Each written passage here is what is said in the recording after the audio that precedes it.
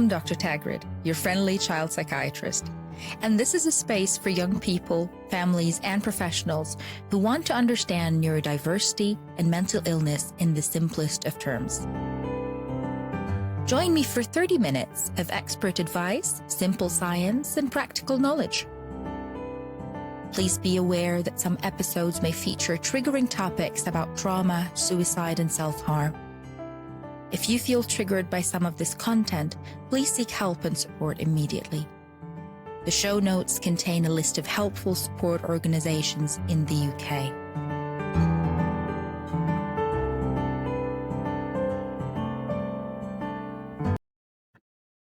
Hi, today we're talking about depression. We're going to talk about depression in adults, we're going to talk about depression in young people, and we're going to talk about depression in children. And with me today, I've got my colleague, Dr. Mourad Wahba. Dr. Mourad is a consultant adult psychiatrist who has experience in mood disorders, and that includes bipolar disorder, depression, and other forms of mood difficulties. Hi, Mourad. Hi, Dr. Tagrid. It's lovely to be here. Thank you for having me on. Thank you for coming on. So let's, why don't you introduce yourself to our listeners and to our viewers at home? Just get them to warm up. Okay. I think you've done a wonderful job of introducing me already, but just in a nutshell, I'm a consultant psychiatrist working in Newcastle and I've got an interest in mood disorders just by virtue of my research interest, which revolves mainly around mood disorders, and also where I trained, where a lot of my training was kind of in services that revolved around mood disorders. So it's and it's also something that I've come across personally in my personal life with a lot of people I know, family, friends, and professionally as well. So it's kind of I'm knee deep in it now. So yes, so that's kind of where my interest is. So we're in your zone today talking about depression, are we? Well, I wouldn't say it's my zone. I would say it's my interest. You know, I think it's a sea of all of different things that we are still finding out. So it's still very much kind of an unknown land, and we're discovering bit by bit as we go along. But yes, it's certainly an area of interest of mine. Okay. So let's first set the agenda. And what we want to talk about today is what is depression? And I know that this term gets used a lot in public culture and in popular culture, and it's used to describe any sense of sadness or lowness or not being engaged as expected in daily life. But let's dig in deeper into that and think about what depression is really. And we're going to think about what depression looks like for adults, but also what depression looks like for children and young people, because those are two completely different things. And then we're going to try and talk a little bit about why depression is a bad thing. I mean, people get sad, and is that a bad thing? And because there's a lot of discussion and chatter around, are we medicalizing or pathologizing things that are part of the human condition? And then we're going to talk a little bit about treatments. We're just going to try and touch a little bit on treatments and how that works. Okay, so let's set out. Sure, let's go for it. Yeah. So where do you want to start? Let's talk about what depression is. Okay, well, I mean, the when you diagnose something like depression, when you diagnose things in psychiatry in general, because at this point we don't have any internal tests that tell us, for example, you know, like if you've got somebody with diabetes or high blood pressure, you can get some numbers to tell you this is high, this is low, etc. But the way we diagnose things within psychiatry is by looking for what we call syndromes, and syndromes are generally a group of symptoms which we see together in different groups of patients. So when we diagnose depression, we look for a certain group of symptoms for a specific period of time, and when somebody hits that threshold, we say this is depression. And very simply, depression is a sustained period of low mood. Yeah. So, but it's not only a sustained period of low mood. It's a sustained period of low mood that's usually out of context with the circumstances that are there, and it has a lot of physical and psychological symptoms that go ahead with it as well. So, for example, it's one of those illnesses that really just takes over the body and the mind completely. So when somebody's low, when somebody's depressed, they don't only feel sad, they feel sad, but they also feel an inability to feel pleasure at all. They Mm, can't experience joy sometimes, or the body becomes unable to have that experience. Now that's not true for everybody who's depressed, mm, but for a lot of people who are depressed, this is part of the core symptoms, or the symptoms that need to be there. mm, A lack of energy, so it zaps your energy, it takes it away. mm, It affects your sleep, your appetite, your sex drive, all the biological, all the things that your body does normally are affected. mm, It affects how you think and how you see the world. So whereas somebody who's not depressed might have a semi-accurate, representation of what's happening around them, a person who's mm, depressed sees everything with a bit of a negative tinge. So they think about themselves in very negative ways, for example. So they can think that they've caused problems for others, they can feel a lot of guilt, or they can feel really worthless. When mm, thinking about the future, they feel like, the future is bleak, I'm never going to get better. And this becomes part of the problem of treatment, mm. because it almost self reinforces, so it reinforces itself. I'm never going to get better, I might as well not Why try. bother go? Yeah. Yeah, exactly. Yeah. When thinking about the world is unjust, etc. So it just takes over, and the worse it gets, the more it takes over. So if I'm thinking at the very end of the spectrum, for example, maybe the people that I've seen that are really, really ill, Mm, um, their body shuts down to a degree that they don't speak, they can't talk, they mm. can't drink water, they can't eat. The body goes into a kind of a complete shutdown state. Um, Yeah. And that's interesting because the word depressed, from a linguistic point of view, means pushed down, yeah, kind of pushed down right into yeah, the ground. yeah, And people often think about, okay, I'm going to, if I read through the symptoms of depression online, well, that applies to me. And honestly, it does for a lot of people. At any given point, you're going to find that people have experienced those emotions and those difficulties and felt like they're literally pushed down on their knees and cannot get up.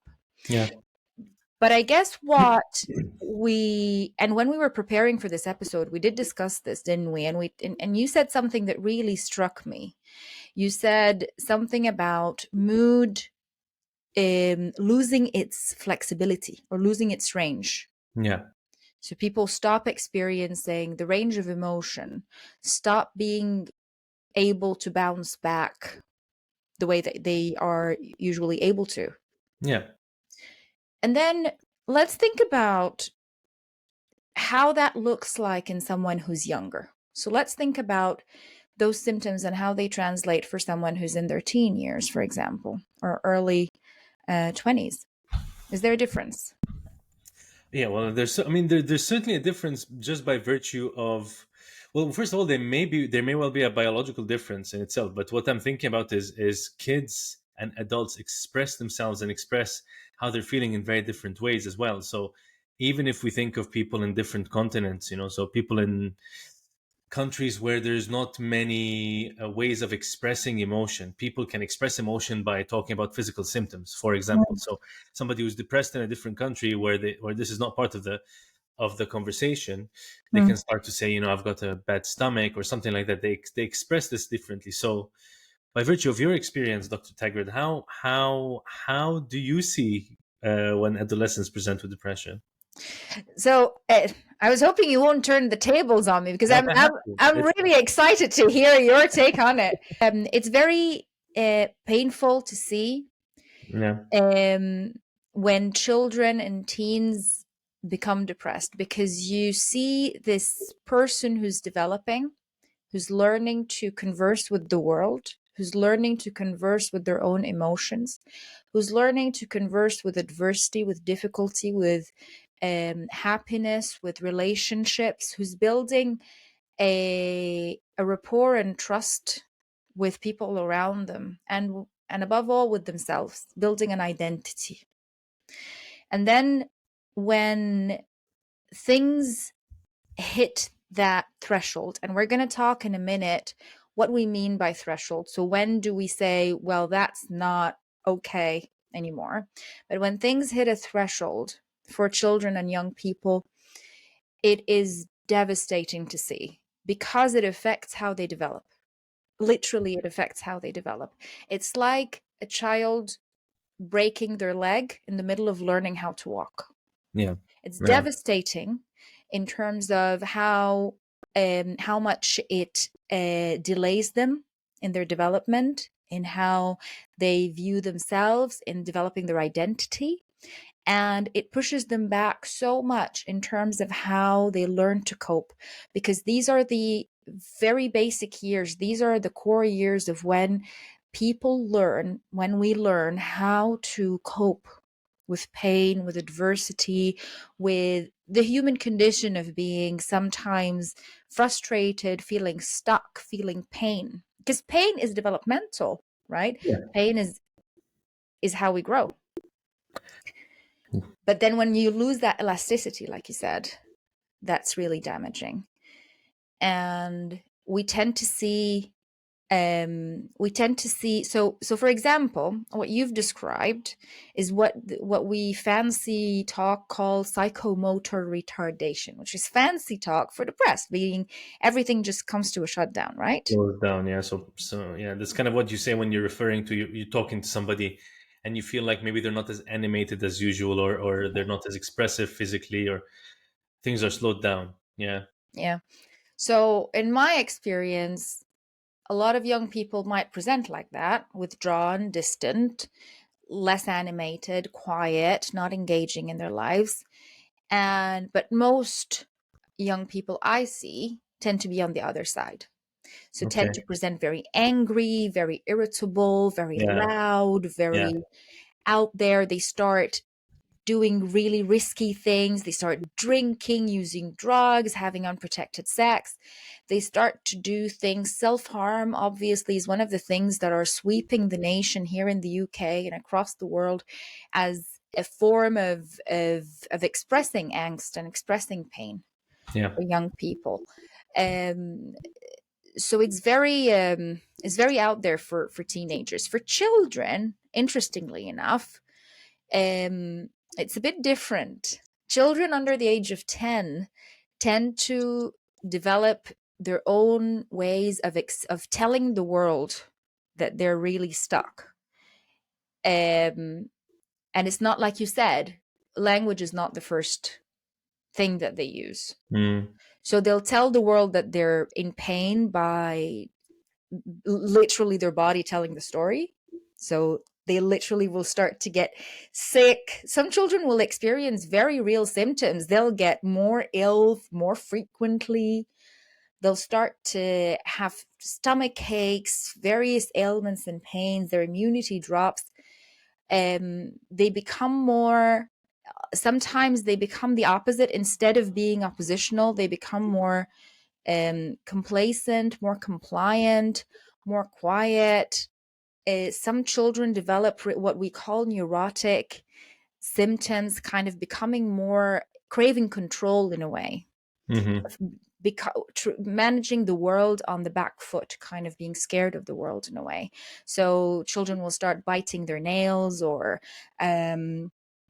scraping their cuticles or pulling their nails. And I've had children who'd just sit next to a parent or a grown up and try to pull their nails apart, seeking that sensory bit. So the name of the game with children, young people, is detective work. Yeah, no, it sounds like it, and it's really interesting how they express themselves so differently as well. And I'm kind of thinking now, when you're talking about these teenagers, when when they are learning to navigate the world, and when they start to build the story about themselves, because this is also part of the thing. So the interesting thing about internal states in general is that there is a continuous interaction between what's happening in your body and what's happening in the world outside, and what's happening in the people you interact with. So when you start telling yourself a story and you start interacting with the world based on the story you're telling yourself, the world interacts with it the same way. So it kind of it it's they become like self-fulfilling prophecies. Nobody Mm, likes me, I'm not going to reach out to anybody. Kid becomes a loner, they don't have any friends, it reinforces the idea, and then they kind of go in these cycles. So this story that they tell themselves, it just gets stronger and stronger.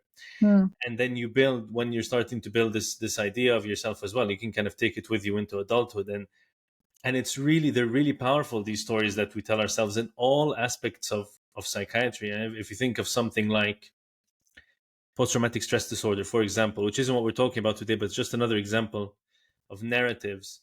Survivors of assaults or wars have stories about why they were assaulted, and the stories tend to blame themselves, mm, and then it just kind of goes into this cycle as well. So I imagine it's such a malleable age, and it's so and the brain is malleable, and it's learning so quickly, that I imagine an intervention is so critical at that time, as mm. well. So it's it kind of it's quite an important time in development. I think it's really very critical, and I don't know if that's your experience, um, but there's a lot of research about how depression becomes the part of a person's life, and the if not treated properly, if not addressed properly, it tends to linger in Yeah, people's stories for a very long time. for sure. Yeah, and the longer it's untreated, the harder it gets, because as Mm, neurons that fire together wire together. Things that um, parts of the brain that mm. stay for long periods of time, they become more ingrained. Say, say that saying again because I want to This explain it is to people. Sure. So this is like it's a saying that we talk about when we talk about neuroplasticity. We say neurons that fire together wire together. So things that happen at the same time are reinforced at the same time. So, for example, I think this relates to a few different things. But like if you associate a mood with a song for a long period of time, for example, they kind of Mm, become entrenched in a way. And I guess what I was trying to say with that actually was that the more you learn something, or the more you tell yourself something, or the deeper you get into a state of being, mm. the harder it might be to get out of it as well. It builds itself Yeah. into who you are with Yeah, time. exactly. And then you can't separate yourself from the illness. This just becomes, I am just this person now. Mm, And you see this with things like addictions, for example. I am an addict. This is it. mm, This is me. This is my identity. And then breaking that becomes really hard, mm, because who is the person without the identity anymore? So it's kind of, mm. biologically it's interesting, but also psychologically it's really interesting. Mm. And depression is one of those things that hit people very early in life as well. Yeah. So in that stage where they're trying to figure out who they are, and then very quickly, and I see that a lot of them with my young people, where they're improved in terms of the symptoms of depression. They're doing very well, but then they feel very lonely and lost because they're improved. So they get depressed because they've lost their depression. And it is I mean, I've had a young person literally tell me that I don't know who I am if I'm not struggling. I Yeah, don't this is know. it. Exactly. Yeah. And it was such a deep realization that that young person made, and it made me think about, when we talk about depression, when we tell people, well, this is called depression, and that's the next bit now. Let's think about, why are we calling, I mean, we're putting on these hats, we're telling people we know what's wrong with you, and it's not normal to be this sad, it's not normal to be this upset. um what authority do we have to say that? I mean, isn't being sad and low a part of the human condition? I mean, we've got so much art out there and beauty in the world that was created by people who would today be diagnosed as depressed. Yeah. And they're really not mutually exclusive at all. I mean, I think artists have always used pain to be creative, and pain has always been a catalyst for people to express things that are happening that they can't talk about. Yeah.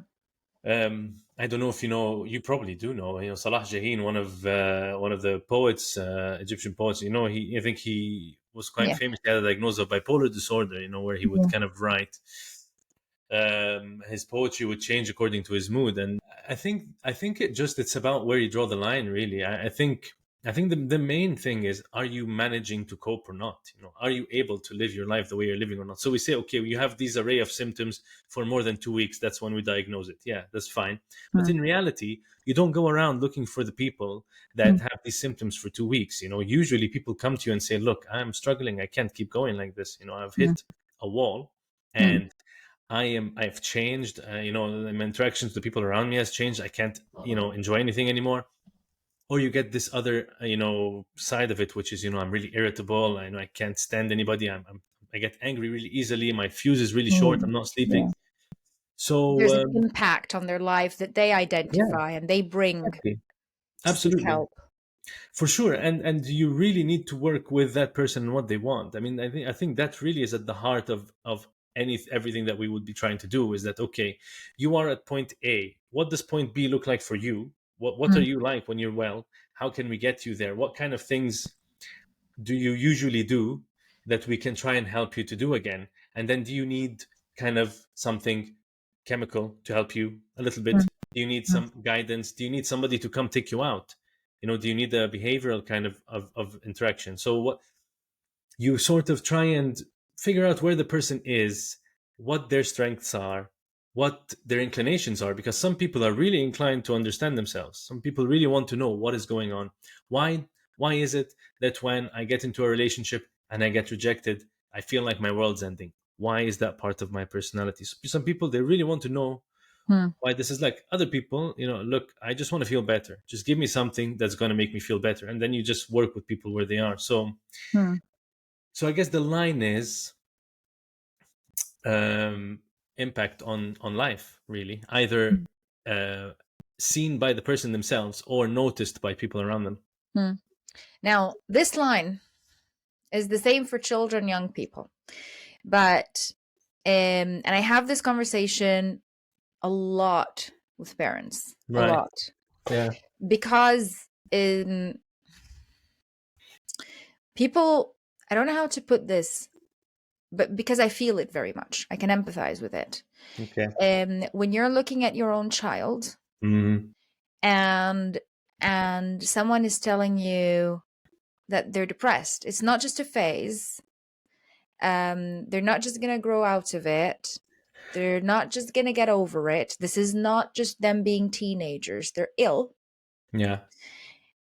It comes with a lot of pain. And I Hmm. think what we sometimes disregard in our profession, working with children, young people, is the impact of a diagnosis and the impact of the illness of a young person on their family. Yeah. But also the reality that depression and mood disorders run in families, and they often don't occur in a vacuum. So some young people do just out of the blue develop a mood disorder, but often there is something that pulled the trigger. There's an Hmm. event. There's Yeah. an index event, whether Yeah. it's a massive event or it's an event that's perceived as really impactful. Yeah. And then this trigger event often does not just strike the child or the young person, it strikes their whole environment. Hmm. Um, and people in the middle of trying to make sense of that, they see their child is struggling, and people will kind of instinctively try to help them. They'll try to help them cope. They'll try to push them. They'll try to support them. They'll try to protect them. They'll work with school. They'll work with counselors. And then at some point, um, something happens and they ask for help. And most of the time, what I tell parents is that um, with children, we don't care about the name. We don't care about diagnosis. So we do put in, and there's an episode that I made earlier about diagnosis and what the value of it is. But for children, um, diagnosis is almost never stable. Things change a Yeah. lot. So we do make a diagnosis to capture what happened in that moment, in terms of, okay, these are the symptoms, this is what we think is going on. But Hmm. more importantly is the narrative, is the story of what is Yeah. going on. Hmm. And And a lot of the time when I'm making a diagnosis of depression, making a diagnosis of a mental illness in a child under 10 or a teenager, I'm thinking about, is this child being a struggling emotionally, physically, cognitively, so their thinking is affected, the way they view the past, the present, and the future is affected. And is this state stable? So is it part of the mood swings and mood dysregulation that is normal in the development of children and young people? Is that mood, like, to borrow your term, flexible and kind of mobile? Or is it stuck Yeah. on low?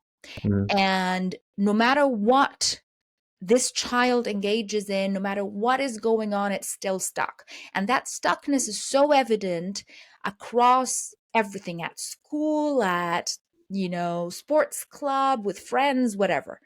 And this stuckness is affecting them in a way that is noticeable. Mhm. And then and then we make a diagnosis. And ultimately, what we prioritize is, like you said, impact, because these are very sensitive years. So sometimes we intervene preemptively. We say, well, I don't think this is depression, but this is a depressed mood, and we need to intervene. Yeah. Yeah. Because if we let it go, if we leave it, this will affect their education. So they'll miss critical time at school. This will affect their relationships. They'll miss critical times in building relationships. It'll affect how they receive parenting. It'll affect how they interact with their parents. It'll affect the environment at home. So I've seen this time and time again, where families try to cope with mental illness within themselves and put massive pressure on themselves. Families who are going through difficult times as it is. People who have lost their jobs through COVID, or going through a family separation, and then they're trying to also cope with a child who's ill, and that feeds back into the difficulty of the family. Yeah.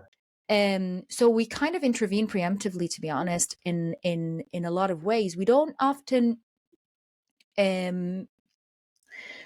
we don't often sometimes we don't often pathologize, though. So we do have these conversations with young people and with families about developmental depression, kind of developmental angst, developmental pain. Yeah. And it has a name. It's like transitional depression or transitional crisis. It's absolutely expected for people to struggle Yeah. when their relationships, at teen years, when your relationships style changes with your parents, they start you want grown up a grown up relationship, and they still treat you like you're 11. Yeah. Same at school. And we talk about that as a trigger. Sometimes that affects people to the degree that they become depressed, and sometimes it's just something that they have to adjust to. So that's from a child and adolescent perspective. And I don't know, do you see, what is your take on this? Because I'm mindful that you see people at the other end of this, in their 20s, after they've graduated from our care. Yeah. So I guess it's kind of from 18 to, and there's no upper limit really. I think so. I think a lot of what you're saying rings true in the same way. Really, I think you need to put what's happening into context. I think maybe the difference is you're dealing with adults who are kind of most of the time self sufficient and can look after themselves, and can have a little bit more agency in what they want, and how they Mm, take things forward. I mean, I'm sure you take the children's perspectives into consideration and you mm, work with them as collaboratively as possible. But I guess there's a different dynamic when a person becomes an adult and they start to take responsibility for themselves, etc. mm, But I would say I think it's really similar. I mean, I think maybe, so because I'm not exactly sure of the nature of interventions you're talking about, but I think if somebody comes in and is finding life difficult, there are things that we can offer them. So that, the GP. So for example, the way it works in the UK is that it's a tiered system, as you know. mm, So about, I don't know, 90% of the population will be treated within primary care. within As in the GPs or family doctors. exactly Mm, within the GP and the surrounding, so GP also has, talking therapies, which can deliver psychological therapies, which teach people how to interact with their mood, etc. There's also third sector organizations, which are charities that offer educational classes, that offer groups, that offer community. mm. And I think I'm interested to hear about what you do for kids, but I'll tell you first, and then I'll ask you. Yeah, that's a good time to talk about interventions. What we Yeah, do to help so depression. Yeah. exactly. So this would be kind of my interest. So from where I'm sitting, it will really depend on the presentation of the person that I'm seeing and kind of how entrenched are things. So you can see people who are there's different ways of tackling this. Basically, generally depends on how severe the depression is. First of all, so if the depression is very very very severe, sometimes you need to do a drastic intervention straight away. So let's say, for example, if somebody comes in and they're in that state, yes, so they're not able to eat or drink or talk or anything, that you can't get anything into them. Hmm. So there's Sometimes a serious risk to life. immediate, yeah, serious risk to life, and you can't really deliver interventions in another way. Hmm. We can have a very invasive intervention, just like electroconvulsive therapy, for example. So Yeah, electroconvulsive therapy. yeah. I'm gonna talk about this in a full episode later, but Yeah. let's give people just a Give snippet about it. Yeah, so electroconvulsive therapy is a kind of therapy where basically it's a very controlled procedure where people come to a clinic where you've got a psychiatrist and an anesthetist and some nurses. Hmm. And what you do is people come in, they have an anesthetic, so they're put to sleep, and Hmm. they have a muscle relaxant so Hmm. that when the seizure occurs, the muscles don't contract too much, they don't seize up too much, and then what happens is that you kind of induce you start a controlled seizure. So you deliver an electrical current through the Yeah, brain exactly. to deliberately Induce put a the seizure. brain in a state of fit or in a state of seizure. Yes, exactly. That's one of the most stigmatized Yeah, of course. interventions in mental health because Absolutely. Can't of a change lot it. of media and pop Yeah. culture One flew and over the Jack cuckoo's Nicholson. nest seems to, yeah, exactly. That's it. So we thought at the same time about the same film, the One Flew Over the Cuckoo's Nest film with Jack Nicholson. Yeah, I mean, the it's really remarkable what happens after a few sessions of ECT. You would literally see somebody in that state 2 weeks or maybe even 1 week sometimes later, they are back up eating, drinking, talking. It is nothing short of remarkable what this kind of intervention can do. And you usually do it for like 12 sessions.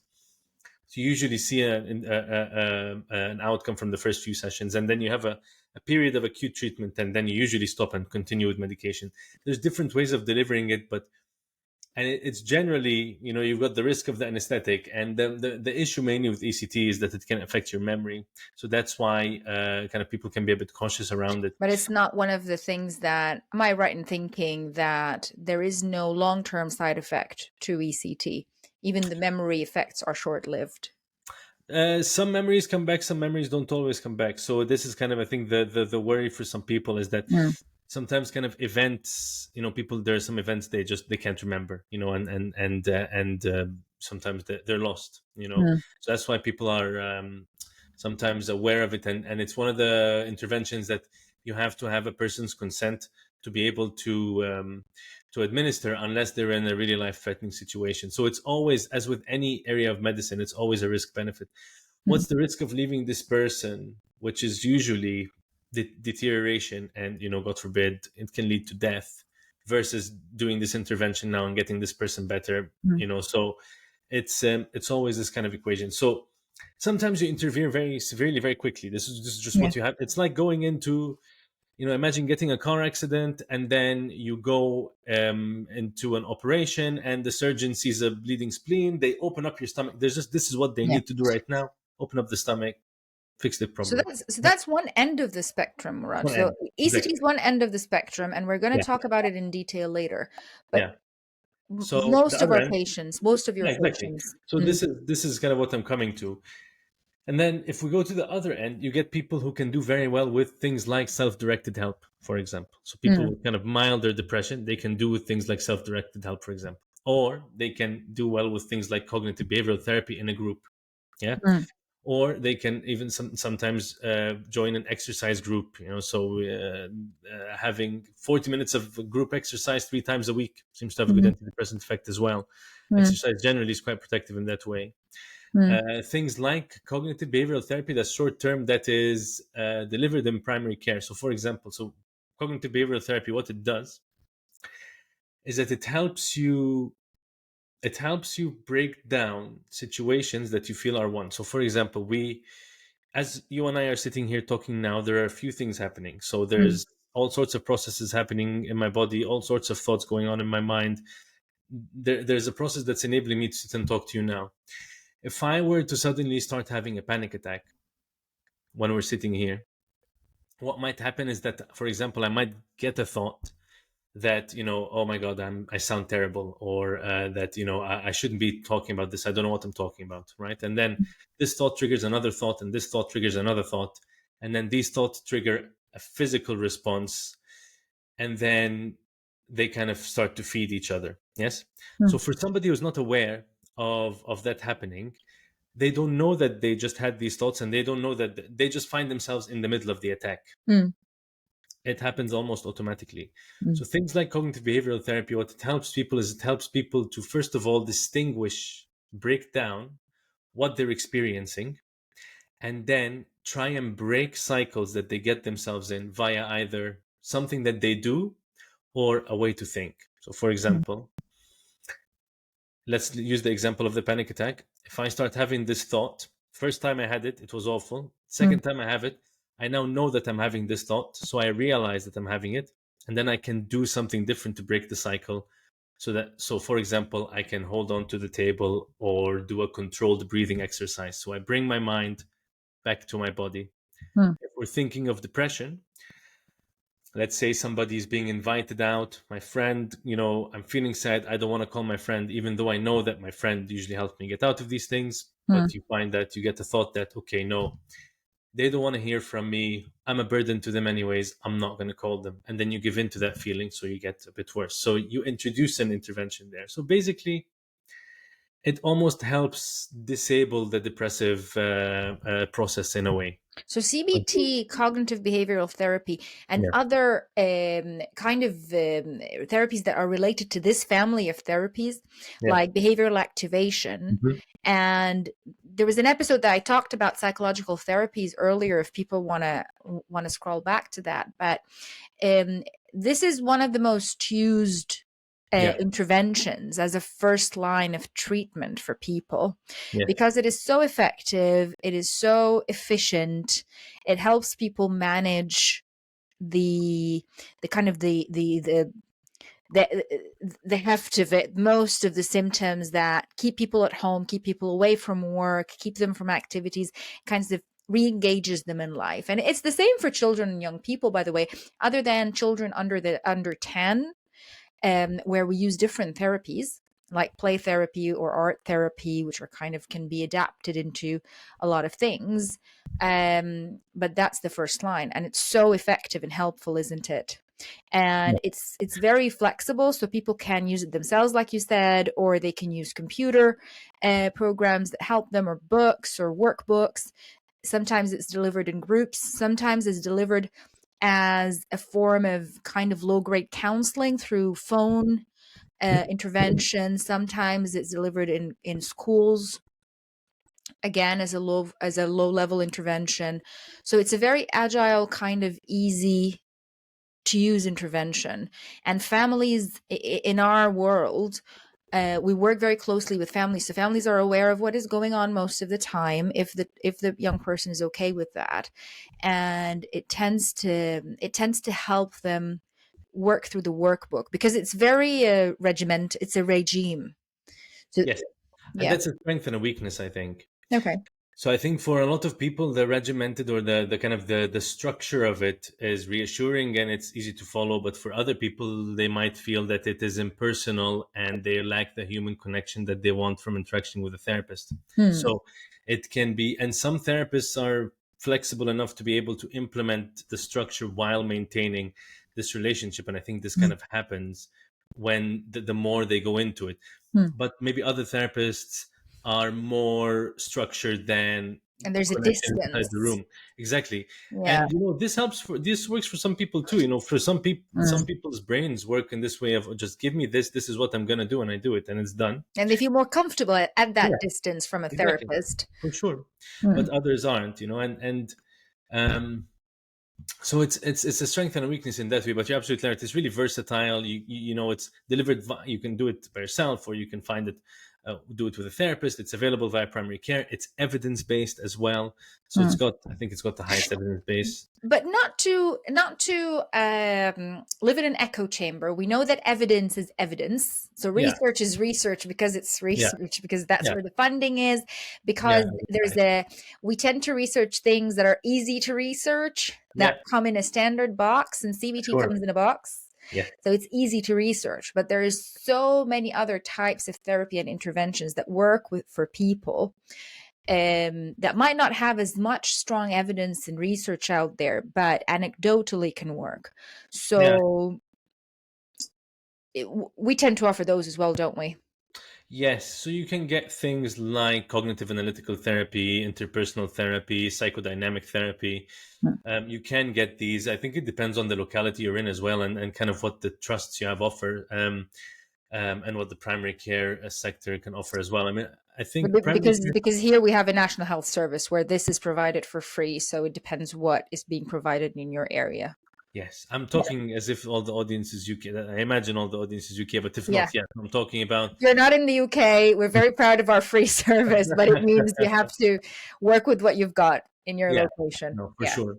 So yeah, so you can offer different kinds of therapy. So psychodynamic therapy has some evidence too. Interpersonal therapy, as I said, and it just Hmm. um, it's very much just depending on the person. And this is why I think when I see people, and this happens a lot, when I see people who come and say I've tried everything, and they've tried like 3, 4 medications, that it always feels really good to tell them how far they are from actually trying everything, because the kind of the repertoire of interventions that we have at this point is so vast that you really have a lot of options to try, and I know not everything is perfect for everyone, and that's completely normal, Hmm. um because people's brains work differently, and even this depression that we're talking about as if it's one thing, the more we know about it, the more we're thinking it may be loads of different things, because you can get the same illness, you can get increased or decreased sleep, increased or decreased appetite,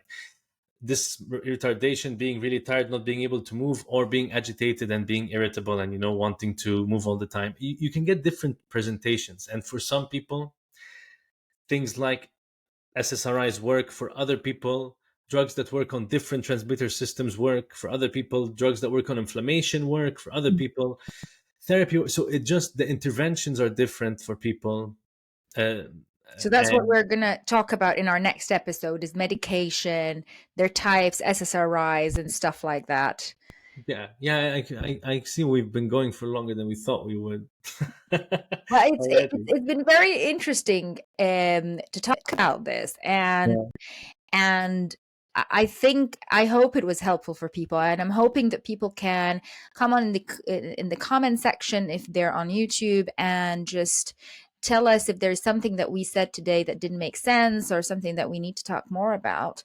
But I think that today we talked a lot about depression and what it looks like, how it kind of how we see it, how we assess it, how we diagnose it.